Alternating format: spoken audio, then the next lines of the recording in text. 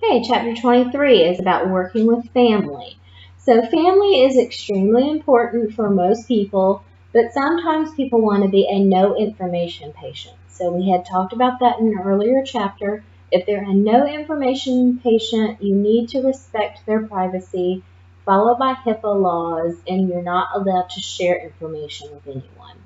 If families have a no information patient, a lot of times the family members will have a code word. The best thing is you need to refer that person to the nurse so that we can make sure that their code word is correct before we give them any information. But families are made up of tons of different kinds of people. They can be aunts and uncles and cousins or sisters or brothers or even people who aren't related to them, like best friends. Um, you never really know who is a significant other for someone. So make sure that we are including people that the patient or resident wants to be included.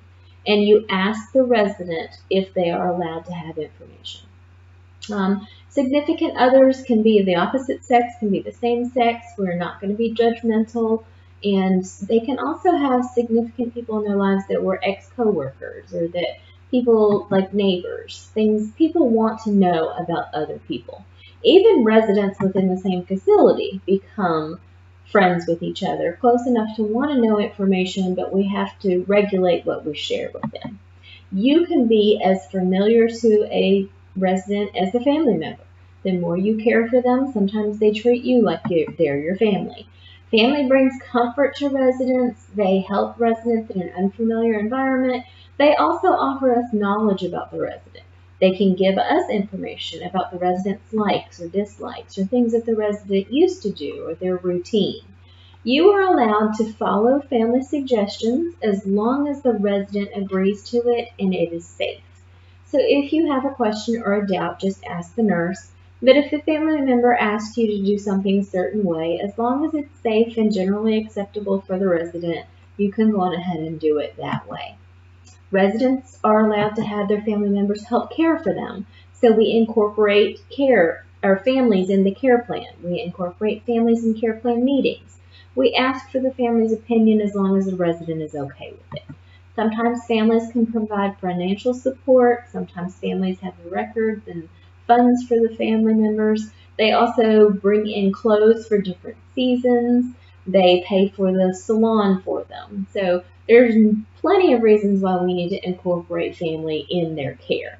To give good care, we have to consider who's important to the resident, value their relationships.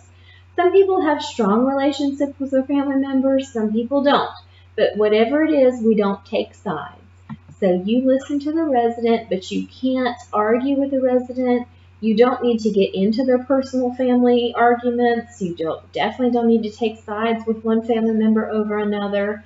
And then you're not going to use any family drama to do anything. That's the only time you're allowed to kind of ignore what the resident says to you. If they talk about their family, you just put it aside and don't treat them any differently. Okay, not all families are the same, so some families are more difficult to deal with than others. If you're taking care of young children, then they have parents that make decisions for them. So anywhere that you work, this loved one, if you have a durable power of attorney, could be making those decisions.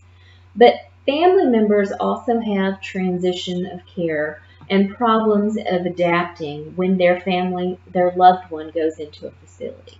So usually family members don't put their people in a facility because they don't love them anymore. It's because they can't take care of them. Physically, they can't take care of them. Emotionally, they can't take care of them. Financially, they can't take care of them. They can't afford to have a sitter come to their home and sit with them 24/7 while they go to work. So there's different reasons why families let their family loved ones go into facilities.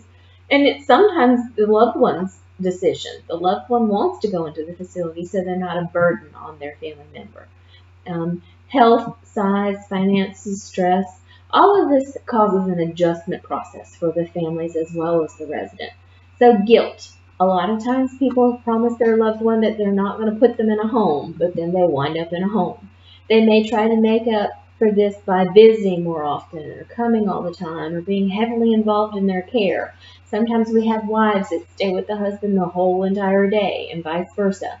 But let them be involved as much as their resident or family member wants them to be in their decision making.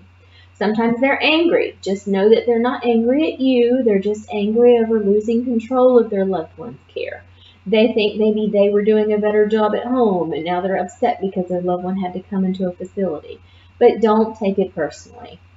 Always stay calm. Always be supportive, non-judgmental. Report to the charge nurse if the family gets aggressive towards you or starts complaining or having a grievance of any kind.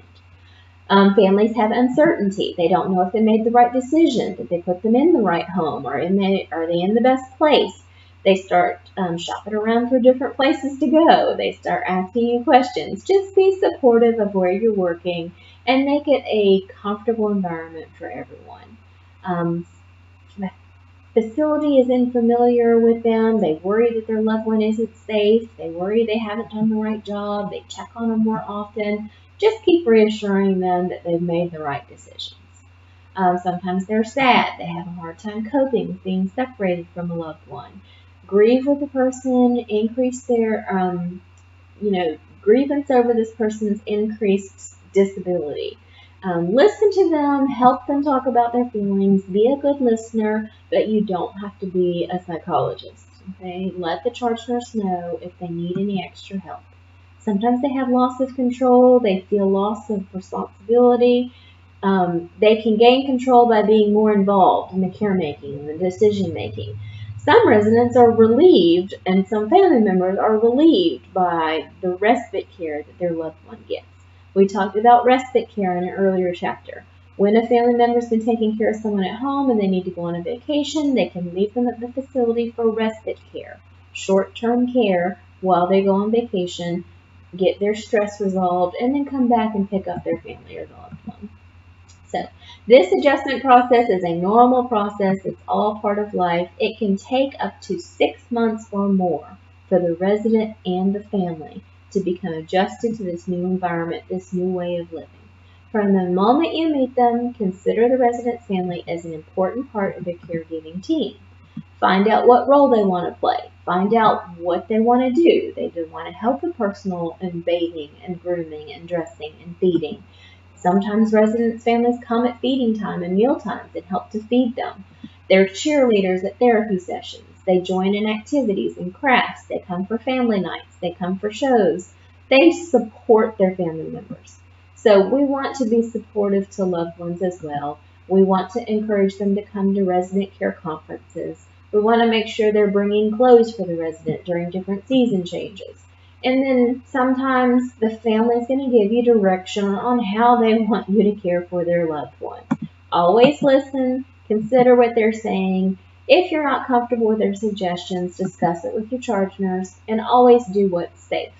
You are allowed to refuse an assignment if you feel like it's not safe, but you need to speak with the charge nurse about that first. Some other things to remember is you're not trying to hide things from family, but you're not sharing everything with the family member. If they are not the durable power of attorney, it's the resident's responsibility to share with them what they want to share. Okay?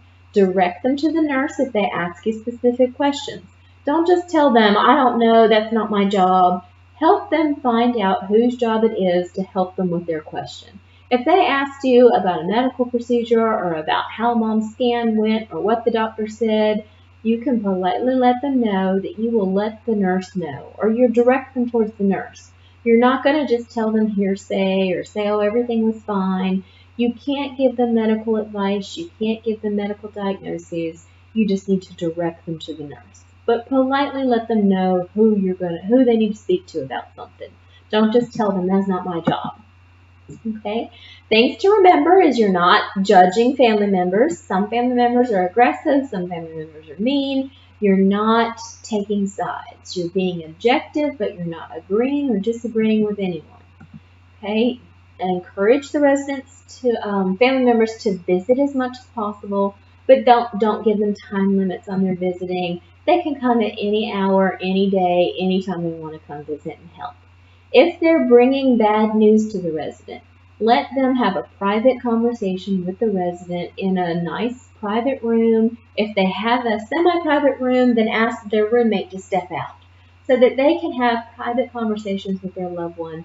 You don't have to listen to every conversation they're having with their loved one. If their loved one is coming in to let them know that something happened with another loved one, give them some privacy. Let them talk with their loved one alone. Okay. Sometimes you become more like family than their family. So they see you every day, you take care of them every day, you have more contact with them than their own family members. Sometimes they may want to write you into their will, but that's an ethical issue, and we know we're going to politely decline that. Even if you're doing home health and you've worked with a person for 10 years, ethically, you still should not take any gifts from them in monetary value. And we already talked about that in another chapter. But the biggest part of this chapter is paying attention to the family members, paying attention to what the family members want to contribute, include them in the care as long as it's safe and the resident wants them to be a part of their care. And then always be kind and courteous to the family members. Make them feel comfortable, make them feel like they made the right decision to leave their loved one in your care. So reading chapter 5 about that, and if you have any questions about family, then let me know.